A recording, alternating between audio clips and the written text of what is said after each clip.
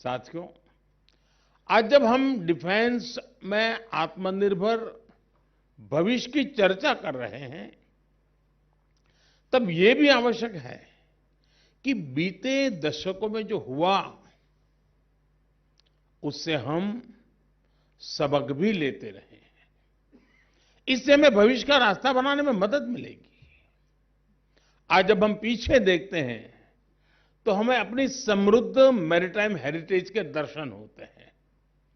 भारत का समृद्ध trade route इस विरासत का हिस्सा रहा है।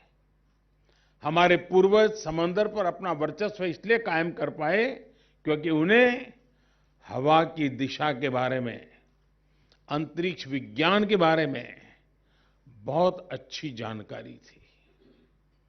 किस ऋतु में हवा की दिशा क्या होगी, कैसे हवा की दिशा के साथ आगे बढ़कर हम पड़ाव पर पहुंच सकते हैं, इसका ज्ञान हमारे पूर्वजों की बहुत बड़ी ताकत थी। देश में ये जानकारी भी बहुत कम लोगों को है कि भारत का डिफेंस सेक्टर आजादी से पहले भी काफी मजबूत हुआ करता था।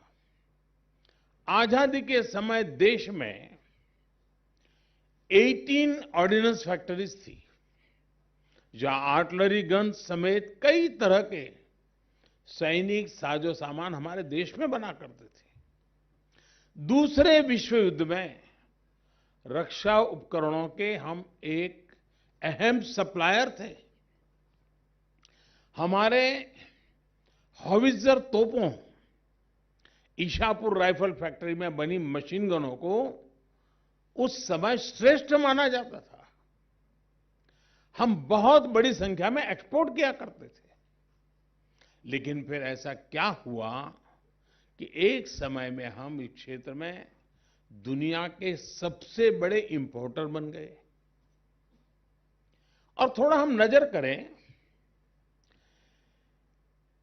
कि प्रथम और द्वितीय विश्व युद्ध ने बहुत विनाश किया। अनेक प्रकार के संकटों से दुनिया के बड़े बड़े देश फंसे पड़े थे, लेकिन उस संकट को भी, आपदा को अवसर पर में पलटने का उन्होंने प्रयास किया। और उन्होंने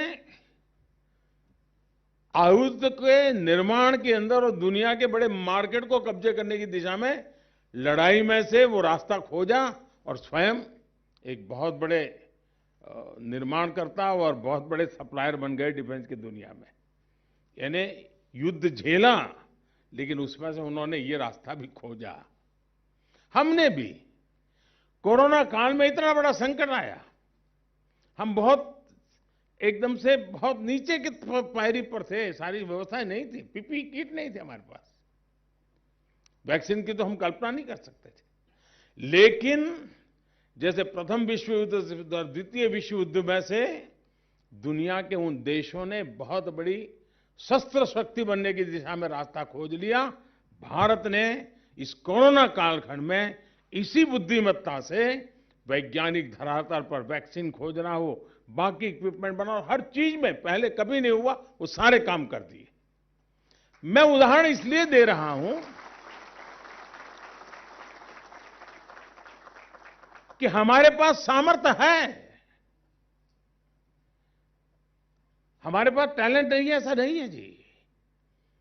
और ये भी बुद्धिमानी नहीं है कि दुनिया में 10 लोगों के पास जिस प्रकार के औजार हैं, वही औजार लेकर के मैं मेरे जवान को मैदान में उतार दूं। हो सकता है कि उसकी टैलेंट अच्छी होगी, ट्रेनिंग अच्छी होगी, तो उस औजार का शायद ज्यादा अच्छा उपयोग करके निकल जाएगा। लेकिन मैं कब तक रिस्क लेता रहूंगा? जो औजार, जो हथियार उसके हाथ में है, वैसा ही हथियार लेके मेरा नौजवान क्यों जाएगा? उसके पास वो होगा जो उसने सोचा तक नहीं होगा। वो समझे उसके पहले तो उसका खात्मा हो जाएगा।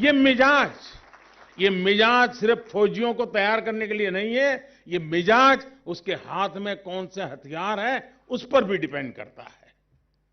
और इसलिए आत्मनिर्भर भारत ये सिर्फ एक आर्थिक गतिविधि नहीं है दोस्तों, और इसलिए हमें पूरी तरह इसमें बदलाव की जरूरत है।